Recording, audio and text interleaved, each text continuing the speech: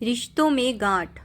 हेमंत ने अपनी माँ को फ़ोन कर पूछा, माँ कीर्ति कहाँ है? उसका फ़ोन नहीं लग रहा है। मैंने भी कई बार ट्राई किया और उसके मायके से भी फ़ोन आ रहा है। उसके पिताजी को हार्ट अटैक आया है और वह हॉस्पिटल में है। कीर्ति किचन में खाना बना रही थी। कीर्ति की सास फ़ोन लेकर आई और बोली, बहू तुम्हारा फ़ोन कहाँ है? हेमंत कब से ट्राई कर रहा है और तुम्हारे मायके वाले भी फ़ोन कर रहे हैं। तुम्हारे पापा की तबीयत बहुत ख़राब है, उन्हें हार्ट अटैक आया है। हेमंत ऑफिस से आ रहा है, तुम जल्दी से जाने की तैयारी करो। कीर्ति दौड़कर अपने बेडरूम में गई, जहां उसने फ़ोन चार्ज में लगाया हुआ था। उसने देखा सच में उसके मायके से 10 मिस कॉल आए हुए हैं और उसके पति हेमंत के भी 4 मिस कॉल आए हुए हैं। उसने तुरंत अपनी माँ को फ़ोन लगाया और अपने पापा का हाल जाना।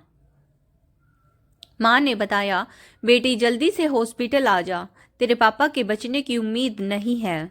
कीर्ति जैसे ही हॉस्पिटल पहुंची, हॉस्पिटल के गेट पर ही माँ मिल गई और उनका रो रो कर बुरा हाल हो रहा था, क्योंकि कीर्ति के पापा अब नहीं रहे।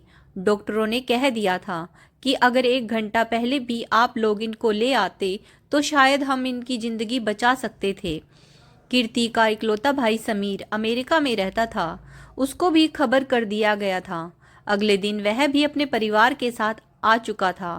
पापा के 13वीं बीतने के 1 दिन बाद ही समीर अपने परिवार के साथ अमेरिका अपनी माँ से यह कहकर लौट गया कि माँ बहुत जल्द हम आपको अमेरिका ले जाएंगे, तब तक आपको हर महीने आपके अकाउंट में पैसे भेज दिया करूँगा। कीर्ति को जब पता चला कि उसका भाई उसकी माँ को अपने साथ नहीं ले जा रहा है, उसे अंदर ही अंदर बहुत गुस्सा आया, लेकिन वह क्या कर सकती है। सोच रही थी कैसा बेटा है। माँ के बारे में एक बार भी नहीं सोचा कि माँ अकेले कैसे रहेगी। कीर्ति ने सोच लिया था वह अपने माँ को अकेला नहीं छोड़ेगी। अगले दिन उसे भी अपने ससुराल लौटना था। सुबह वह अपनी माँ का बैग पैक करने लगी। माँ ने कहा, बेटी मेरा सामान क्यों रख रही हो? कीर्ति ने कहा, माँ तुम अब यहाँ अकेले नहीं रहोगी, तुम भी मेरे साथ चलोगी। माँ उदास नज़रों से अपनी बेटी को देखते हुए बोली, बेटी मैं तुम्हारे ससुराल जाकर क्या करूँगी? मुझे यहीं रहने दे, तुम्हारे पापा की यादों के साथ। माँ आपको तो पता है ना कि आपकी तबीयत भी ठीक नहीं रहती, फिर यहाँ पर आपकी देखभाल कौन करेगा? कुछ भी हो जाए मैं आपको अकेले में नहीं छोड़ सकती। आप मेरे घर चल रही हैं बस। बेटी इमोशनल मत हो, दिमाग से काम ले, मुझे कुछ नहीं होगा। फिर वहाँ पर तेरे सास ससुर भी हैं, उन्हें क्या तुम्हारे यहाँ मेरा रहना अच्छा लगेगा? कीर्ति ने अपनी माँ से कहा, माँ मेरे सास ससुर बहुत अच्छे हैं, वह तो आप लोगों की परछाई की तरह हैं। माँ भाई ने तो एक बार भी नहीं सोचा कि माँ कैसे रहेगी, तो क्या मैं भी छोड़ दूँ? नहीं माँ मैं तुम्हें अकेले नहीं छोड़ सकती, मैं तुम्हारी कुछ नहीं सुनने वाली हूँ। माँ ने कहा, बेटी दामाद जी ने भी तो एक बार भी नहीं कहा चलने के लिए, उन्होंने भी तो बस इतना ही कहा कि माँ जी आपको देखने हम आते रहेंगे। कीर्ति ने अपनी माँ से कहा, माँ तुम अब कुछ मत सोचो, वह तो ऐसे ही बोल दिए थे, वह मेरी किसी भी बात को मना नहीं करते हैं। तुम्हारे दामाद बहुत अच्छे हैं। कीर्ति जब अपनी माँ को अपने ससुराल लेकर गई तो उसके सास ससुर चौंक गए।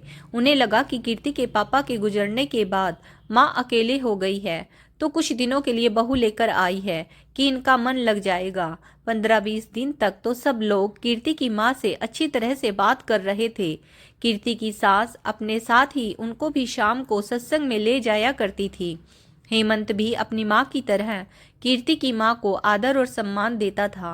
लेकिन एक दिन कीर्ति के सास ससुर अपने बेटे हेमंत से पूछ बैठे, हेमंत बहू से पूछो उसकी माँ कब तक यहाँ रहेगी, कहीं पूरा जीवन यही बिताने का प्लान तो नहीं है? हेमंत ने भी अपनी माँ से कहा, माँ मैं आज ही कीर्ति से बात करता हूँ, मुझे भी अच्छा नहीं लग रहा है, अपने ही घर में मेहमानों जैसी फीलिंग आती है।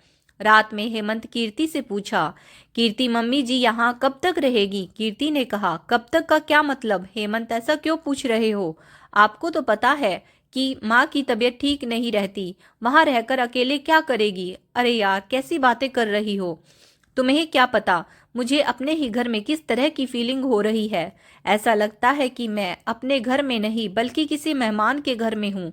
तुम्हें समझ नहीं आता तो कम से कम उनको तो समझना चाहिए कि बेटी के घर ज़्यादा दिन तक नहीं रहना चाहिए। तबीयत ठीक नहीं रहती है तो वहाँ पर एक केयर टेकर उनके लिए रख दो। पैसे की कमी तो है नहीं, पापा जी की पेंशन आ रही है। उस दिन के बाद से ना ही हेमंत और ना ही उसके माता पिता सीधे मुंह कीर्ति की माँ से बात करते थे।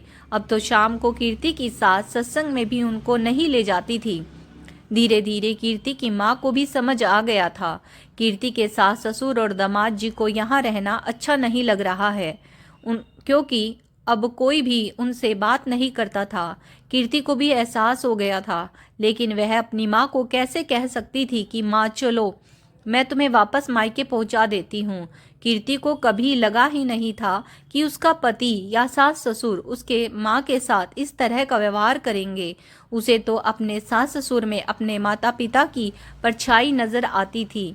पति दोस्त की तरह लगता था, लेकिन उसे यह एहसास हो गया था कि पति हमेशा पति होता है और सास ससुर हमेशा सास ससुर होते हैं। वह कभी माँ बाप नहीं बन सकते। एक दिन कीर्ति की माँ ने खुद ही कहा, बेटी मैं अब अपने घर जाना चाहती हूँ। आखिर कब तक तुम्हारे घर रहूंगी।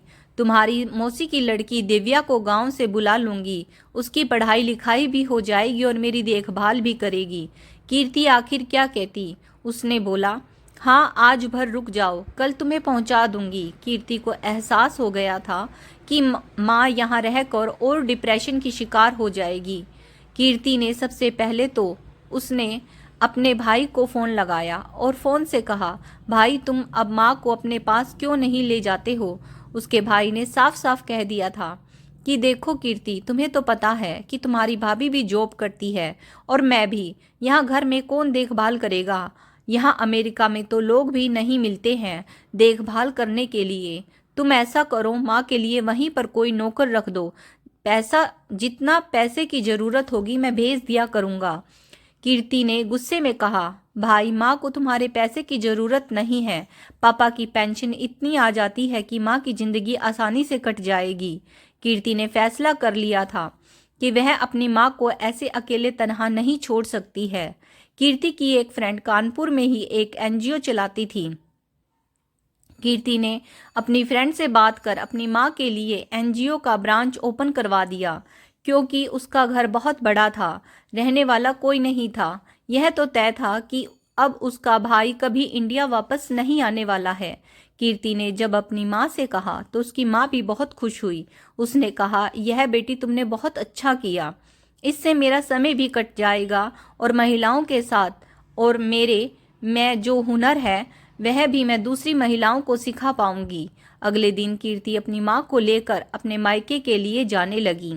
जब उसके सास ससुर को पता चला कि उसकी माँ अब जा रही है तो उन्होंने शिष्टाचार बस आकर इतना ही कहा, अरे बहन जी वहाँ जाकर क्या करेंगी, यहाँ रहेगी तो बहू आपकी देखभाल भी करेगी।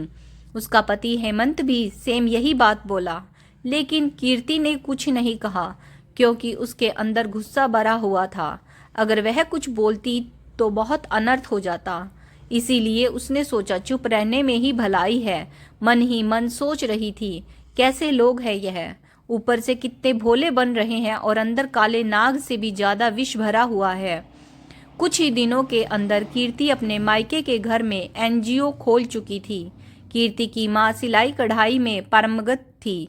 वह महिलाओं को सिलाई कढ़ाई सिखाने लगी तो वही कीर्ति छोटे गरीब बच्चों को पढ़ाना शुरू कर दिया।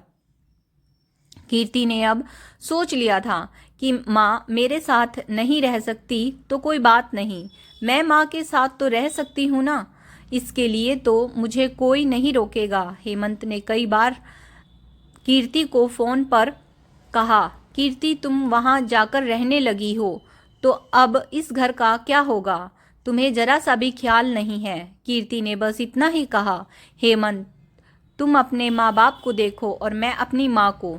लेकिन यह कीर्ति के लिए आसान नहीं था। जब कीर्ति की माँ को पता चला उनकी वजह से कीर्ति और उसके दामाद जी लड़ाई झगड़े होने लगे हैं, एक माँ कभी नहीं चाहेगी कि उसकी वजह से उसकी बेटी का घर उजड़ जाए।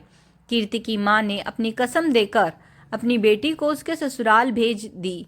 बोली, बेटी मैं बहुत खुश हूँ, कोई दिक्कत हो मैं तुम्हें फ़ोन कर लिया करूँगी और तुम भी आते जाते रहना, क्योंकि तुम्हारे बगैर तो यह एनजीओ चल ही नहीं सकता। कीर्ति को ना चाहते हुए भी अपने ससुराल जाना पड़ा।